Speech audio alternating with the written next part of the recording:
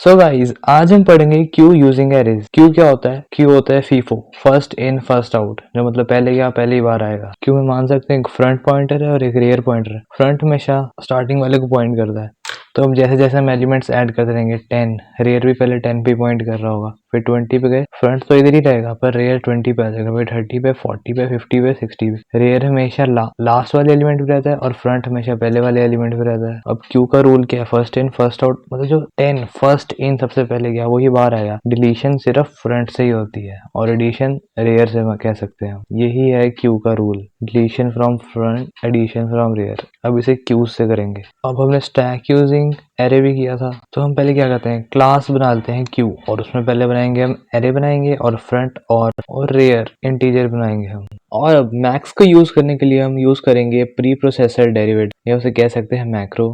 Compilation से पहले होती है कि प्री प्रोसेसिंग होती है। उस प्री प्रोसेसिंग में ये वाला लिखने, इसे हम डिफाइन कह सकते हो या मैक्रो कह सकते हो। इसे जो मैक्स जो हमने वेरिएबल बनाया है वो 6 से रिप्लेस हो जाएगा, जो हमने वैल्यू दी है। ऐसे करके एरे की लेंथ कितनी भी तुम डिसाइड कर सकते हो और कर लो बस। जैसे लिस्ट क्लास करते हैं, क्लास लिस्ट बनाई हमने, उसमें हेड वेरिएबल बनाते हैं और क्या करते हैं, डिफॉल्ट कंस्ट्रक्टर बनाते हैं। वैसे ही इसमें डिफॉल्ट कंस्ट्रक्टर बनाना है और उसमें डिफॉल्ट कंस्ट्रक्टर में हम हेड को नल कर देते हैं। वैसे ही इसमें हमें एरे बनाना है और फ्रंट और रियर इंटीजर बनाना है और फ्रंट और रियर को -1 सेट कर देना है। अब हम क्लास के अंदर फंक्शंस लिख सकते हैं। ऐसे करते हैं, हम क्लास के अंदर डिक्लेयर कर देंगे, बाहर हम डिफाइन करेंगे। ये हमारा फ्रंट -1 पे सेट हो गया, रियर -1 पे सेट हो गया, क्योंकि एरे तो 0 से ही शुरू होता है। हमने ये फंक्शन डिक्लेयर कर दिया, वॉइड पुश इंट ऐसे डिक्लेयर होता है। और अगर हमें क्लास के बाहर डिफाइन करना है तो ऐसे, तो हम कैसे डिफाइन करते हैं, पहले फंक्शन का नाम लिख दो वॉइड पुश इंट एक्स और स्कोप रेजोल्यूशन लगा के क्लास का नाम लिख दो। स्कोप रेजोल्यूशन से पता होना चाहिए कि कौन सी क्लास है, ये हमें पता लगता है। अब पुश करना है हमें। अगर हम अपना पहला एलिमेंट ऐड कर रहे होंगे तो क्या होगा, हमारा फ्रंट भी 0 हो जाएगा और रियर भी 0 हो जाएगा। फ्रंट को 0 करने के लिए हम फ्रंट 0 सेट कर रहे हैं। If front is equal to -1, front हमारा 0 हो जाएगा, पर फ्रंट उधर ही रहना चाहिए और रियर को आगे मूव कराएंगे। हम रियर के लिए अलग सेटिंग लिखेंगे और रियर के लिए हम वैसे ही करेंगे जैसे हम टॉप से स्टैक में इंसर्ट करते होते थे। ARR प्लस प्लस, रियर की वैल्यू क्या थी, -1, पहले वो प्लस होगी, -1 से पहले 0 होगी, फिर होगी ARR element 0 is equal to X हो जाएगा हमारा। ये प्री डिक्रीमेंट होता है, पहले प्लस होती है फिर यूज होती है वैल्यू। -1 से पहले 0 हुई, ARR 0 is equal to X हो गया हमारा। स्टैक में भी ऐसे ही पुश करते थे हम, वॉइड पुश इंडेक्स लिख के, और क्या करते थे, ARR plus plus top is equal to हम एक्स कर देते थे, cout pushed on top of stack. बस ये जो बादल बनाया है, मतलब ऐसे ही पुश होता है। बाकी सारा कोड तो ऐसे ही है, अगर टॉप ज्यादा है तो सी आउट ओवरफ्लो कर दो। वैसे ही अगर कोई पुश करता है, हमारा हमें इंटीजर देता है, तो वो एरे ऐसे ही प्लस होगा और ऐसे ही हम प्रिंट कराएंगे। और ये फ्रंट के लिए हमने कंडीशन लिख दी। अब हम बड़ा हो जाएगा उसके लिए लिख रहे हैं, इफ रियर हमारा मैक्स -1 हो गया, स्टैक क्यू कर देंगे ओवरफ्लो, ये हमने लिख दिया। अगर रियर इज इक्वल टू हो गया मैक्स -1, तो हम लिख देंगे क्यू इज फुल, ये क्यू लिख देंगे ओवरफ्लो। अब मैक्स क्या है हमारा, मैक्स है हमारे नंबर ऑफ ब्लॉक्स। एक्चुअली इधर हमारे पास कितने हैं, 1 2 3 4 5 6, तो मैक्स 6 है। तो अगर हमारा रियर हो गया 6 -1 5, मतलब रियर हमारे इंडेक्स के लिए हम यूज करते हैं। जैसे 0 से शुरू होगा, 0 1 2 3 4 5, फिफ्थ इंडेक्स। अगर रियर हमारा फिफ्थ इंडेक्स पे है तो और थोड़ी ना हम डाल सकते हैं, तो हम कर देंगे queue is equals to full. ये देख सकते हो। बस पुश का मेन कोड तो यही है, ARR plus plus rear is equals to X. चलो हमने अगर पहले एलिमेंट डाला, अगर हमने पुश किया, हमने 1 पुश किया, तो फ्रंट भी -1 है पहले, हाँ फ्रंट पहले 0 होगा, ठीक है। फिर क्या, ARR भी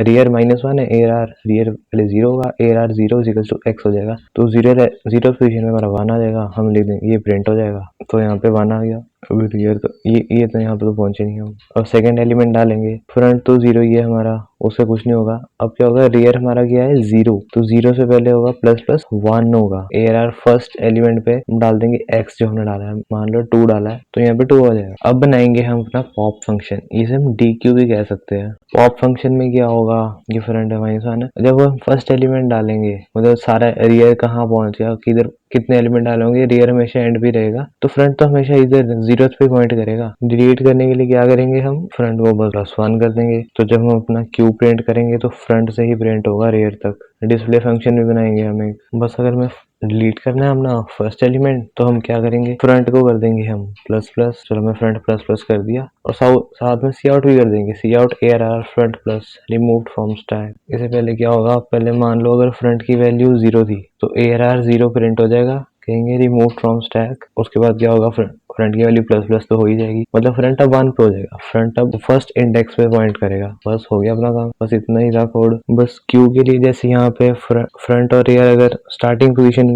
से पहले थे तो हमें फ्रंट को 0 सेट करना पड़ा। अगर हम पॉप कर रहे हैं और फ्रंट और रियर दोनों ही ऐसे 0 पे पॉइंट कर रहे हो और हमने पॉप कर दिया, फिर तो मतलब कुछ बचेगा ही नहीं। तो क्या कहते हैं, फ्रंट और रियर को दोनों -1 सेट कर देते हैं। बस यही दो स्टेटमेंट से हमारा पॉप फंक्शन हो गया, बन गया। अब साथ में हम अंडरफ्लो की कंडीशन भी लिख देंगे, if rear is equal to 0। अब हम क्या करेंगे, क्यू अंडरफ्लो की कंडीशन लिख देंगे कि मतलब अगर ये -1 पे ही हुआ, मतलब फ्रंट और रियर हमारा -1 पे ही हुआ, if rear equals to -1 then queue underflow, मतलब there is nothing to pop out. बस हो गया अपना ये भी। अब डिस्प्ले फंक्शन बनाना है हमें। डिस्प्ले के लिए क्या करेंगे, हम फ्रंट से लेके रियर तक बस प्रिंट करा लेंगे, ARR फ्रंट से लेके ARR रियर। फॉर लूप का कोड लिखते हैं। अब फॉर लूप का कोड लेंगे, पहले हम वेरिएबल बनाएंगे इंट आई, उसको फ्रंट की वैल्यू दे देंगे जब तक I less than equal to rear है, मतलब रेयर भी होगी तब भी आई प्लस प्लस होता रहे। सी आउट कर देंगे ARR आई। चलो अब फ्रंट की वैल्यू हम मान लेते हैं कि है 0, तो हाँ 0 ही होगी, अगर क्यू भरा होगा कुछ तो होगा, क्यू में तो 0 ही होगी। तो पहले आएगा आई इक्वल टू 0 और रेयर क्या है हमारा, रेयर हमारा 5 है, ठीक है। 0 लेस देन 5 हुआ, हाँ हो गया, ठीक है। एरर 0 प्रिंट हो जाएगा, फिर कॉमा कॉमा प्रिंट हो जाएगा। ये वाली स्टेटमेंट तो बाहर है। फिर आई प्लस प्लस हो जाएगा, आई 1 होगा, 1 लेस देन 5 है, ठीक है।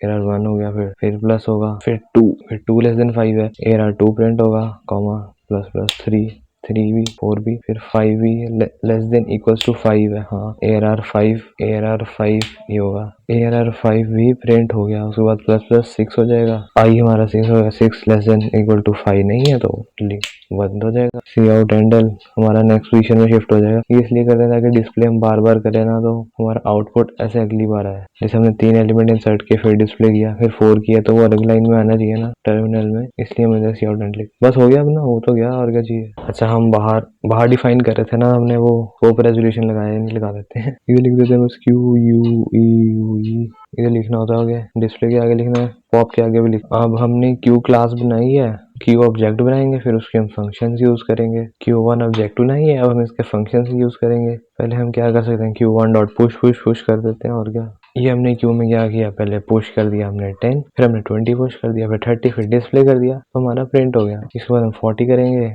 30 आगे 40 आ जाएगा, फिर 50 आ जाएगा। पॉप किया, पॉप हमेशा यहाँ से होता है, फ्रंट से होता है, तो 10 हमारा उड़ जाएगा। पुश किया 60, 50 का 60 आ जाएगा। अब Q1 डॉट डिस्प्ले करना है हमें, कर दिया हमने डिस्प्ले। बस हो गया अपना क्यू यूजिंग एरेज।